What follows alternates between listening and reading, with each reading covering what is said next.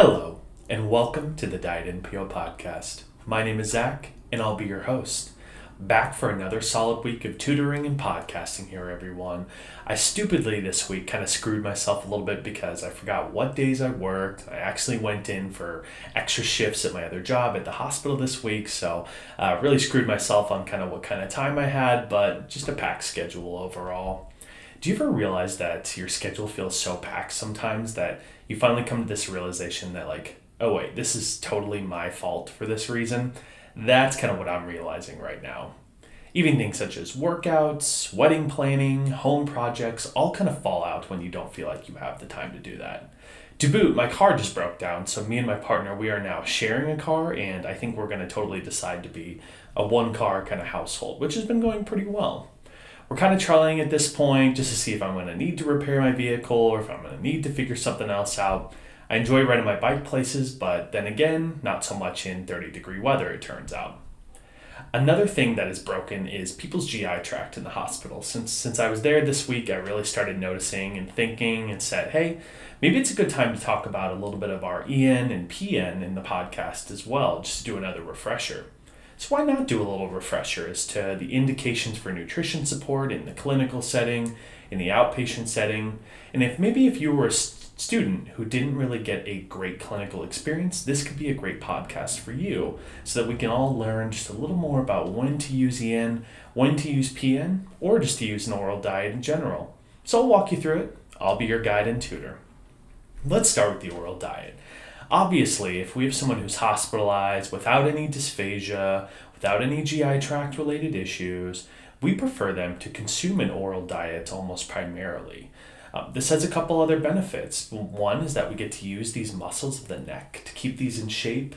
We get a lot of good hormonal response when we're eating orally. A lot of our enzymes are going to get secreted due to that kind of oral intake type of thing. So in general, we prefer an oral diet if we can do that. But why wouldn't we be able to consume an oral diet, you think? Well, as an oncology dietitian, I can tell you that about a third of the patients that I see on any given day are people with head and neck related cancers or someone with a difficulty swallowing of some kind. An easy way to think of this is if someone has any difficulty swallowing, mouth pain, they've had maybe an esophagectomy where they remove part of their esophagus, a stroke, or even if they just have painful chewing issues as a result of surgery or lack of teeth. That's a big one. I ask everyone that I see in the outpatient setting, do you have teeth? It's because they all have a mask on and I cannot tell whatsoever. These would all be indications of when someone might need enteral nutrition. If they cannot swallow, cannot chew, cannot get the nutrition orally, then we need to use some EN. Another lesser known one is that if someone is unable to meet their needs through that oral diet, maybe their stomach is smaller or their appetite or their taste just sucks, we might need to do some enteral nutrition just to make up that difference of what their body needs. So maybe they can still chew, maybe they can still swallow, but it's the whole thought that if they're not able to meet their full 100% of their needs, well, then we need to consider some type of enteral or nutrition support for them, right? Now, we're going to go through the enteral nutrition here, and we're going to talk about access. How am I going to access that enteral nutrition? Well, we can put a tube in a couple of places. We can put a tube up the nose, we can put a tube down their mouth, or we can put a tube through the side of their stomach a little bit for different reasons. Now, if I have a patient who only needs to be on tube feeding, let's say about 1 week, 2 weeks, maybe even at tops there, would I want to go putting a PEG tube or a PEG tube, those ones that go in through the side of the stomach? Or would I maybe want to go through an NG or an OG type tube? Well, definitely. If we're only going to be using enteral nutrition for, 1, 2 weeks maybe, then we would prefer to place an NG or an OG tube. It's a much more temporary type of placement. It doesn't require them to be under surgery a lot of the time. Under anesthesia, I mean by that, is that we're not going to have to place it surgically, so it's a little bit easier to do that. If I have a patient that's on a ventilator, they already have a big old tube down their throat that's helping their lungs to do the job there. So what I'm going to do is I'm just going to throw that tube right down that OG tube right down that same tube, because they already have a big tube going down their throat. I'm just going to toss it down there, as we usually do for our ventilated patients. Now, the tube can go ahead and end in multiple different places. It can end in the stomach, it can end at the jejunum, and that'll be depending on what we need to do here. Now, what if I have one of my cancer patients who needs to use the tube for about 3 months or so? Well, then we don't want to place an NG, we don't want to place an OG, because that's going to be really tough on them to have that up their nose or their throat all day. So I would much more prefer to place a PEG tube, a percutaneous endoscopic gastrostomy tube, or a percutaneous endoscopy jejunostomy tube. They're both going to end in different areas. We'd like to feed into the stomach first if we can, and that's just because if we feed into the stomach, we can feed more of like a polymeric formula, normal size cell, kind of like normal size macronutrients, polysaccharides. We can feed those in the stomach no problem because the stomach will be able to digest a lot of those things. But there's times when we would prefer to actually feed into the jejunum. We're not going to get as much hormonal response from the stomach, but if it's a safer option, then we're totally going to do it. Why would I want to feed into the jejunum? Well, we know that the small intestine is the duodenum, the jejunum, and the ileum. Those are those 3 segments in order. We know that, for example, there's some reasons we wouldn't want to feed into the stomach. One of these reasons could be with like pancreatitis is a great example. So when someone is getting nutrition, a lot of the times when someone has pancreatitis, a lot of the times their pancreas is overacting, and whenever they eat or they get any nutrition through their stomach, it goes into that duodenum, and then their pancreas freaks out, causes a lot of pain.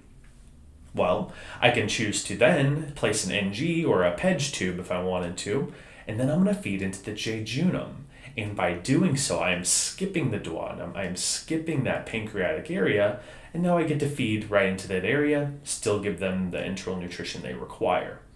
Or maybe a patient has gastroparesis, which is that slow gastric emptying, where their stomach empties so slow. Well, then I would definitely want to place like an NJ or a PEG tube for them so that I can skip the stomach. Or even excessive emesis, excessive vomiting, where if I want to make sure they keep everything down, then I'm going to feed into the jejunum. But in general, if that gut is working, yes, let's use that enteral nutrition as much as possible. But hey, we always see that there always is sometimes issues with the GI tract. Sometimes we can initiate tube feedings or an oral diet. So let's talk about when that would be. PN, or total parenteral nutrition, is an infusion of macro and micronutrients in the most basic elemental form. I've had some students before and be like, oh, could I feed Jevity 1.5 through an IV? No, you are going to kill someone if you do that. Do not do that ever. So parenteral nutrition, the whole purpose is that we're taking those free amino acids, that dextrose monosaccharide, the triglycerides, and we're feeding them in through the IV in the most elemental, broken down form. What would be the reasons we have to use TPN? Well, they really do vary. These reasons can vary, but in creative thinking, whenever we cannot use the gut for some reason, we need to use TPN. Say I have a patient with multiple gunshot wounds to their stomach and their intestines. If I go feeding an oral diet or some enteral nutrition to that area where those gunshot wounds are, guess what?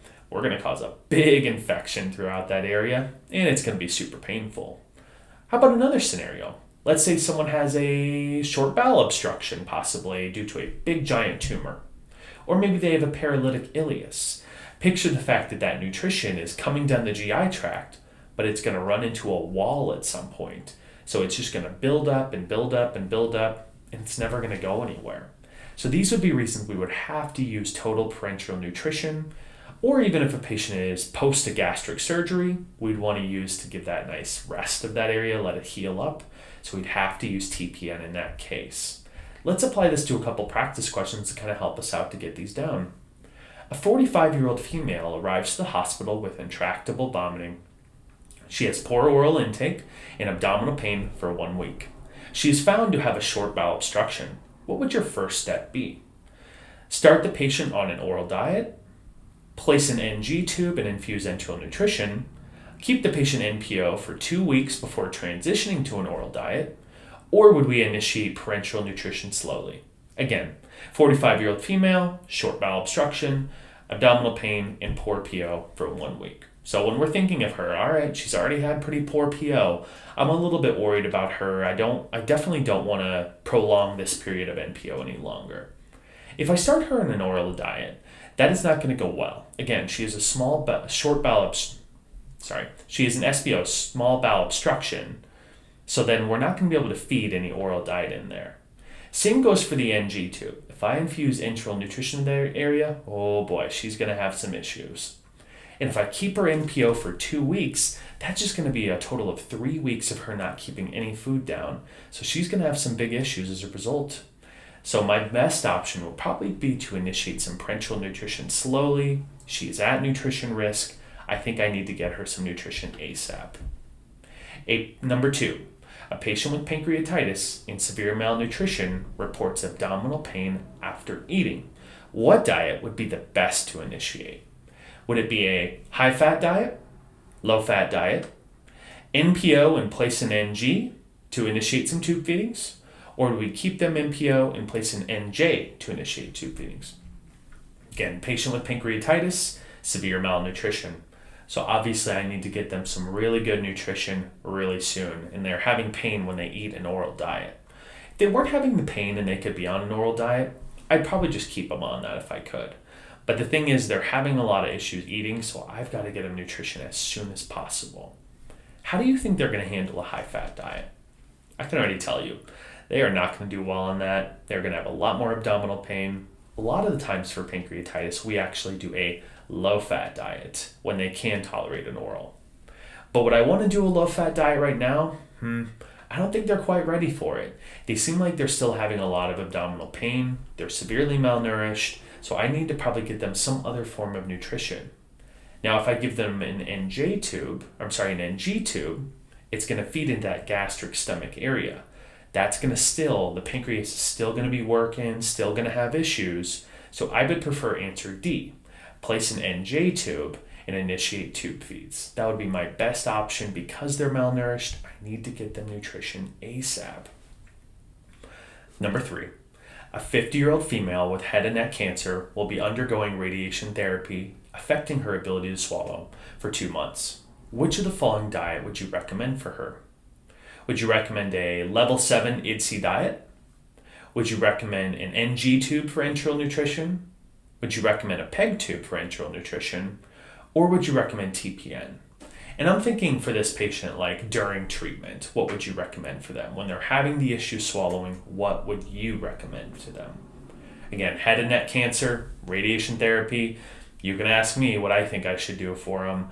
A level 7 IDSI diet, this would be stuff, normal consistency foods. We're talking fried chicken, bulky foods, jerky, French fries, burgers, you name it, they can do it.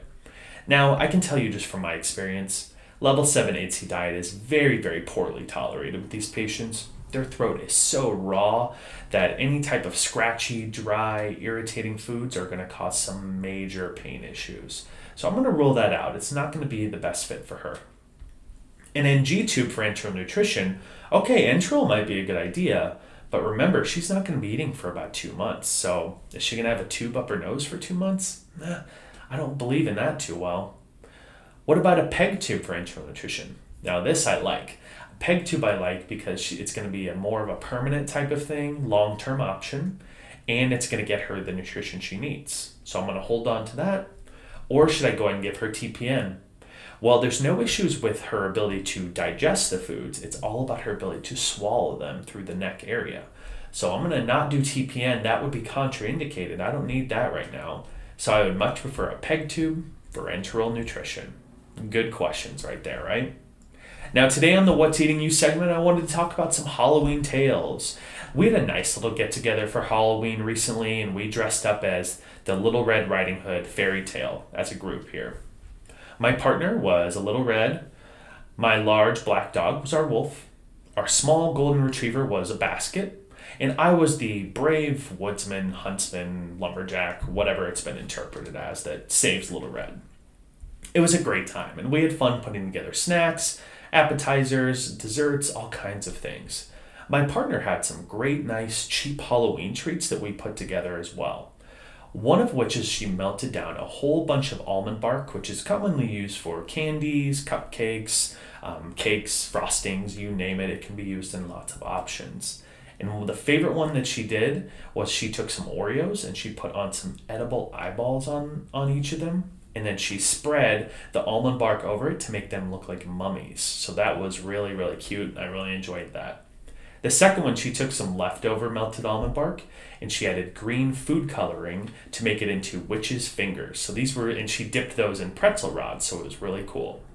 So that's it for the What Diet and PO podcast today. I hope you all enjoyed learning a little bit more about your EN, your PN, and when to use it. Don't forget to rate, review, subscribe. I appreciate you all following here. Follow me on IG at Zach_snacks. Reach out for any tutoring needs. And hey, have a great day.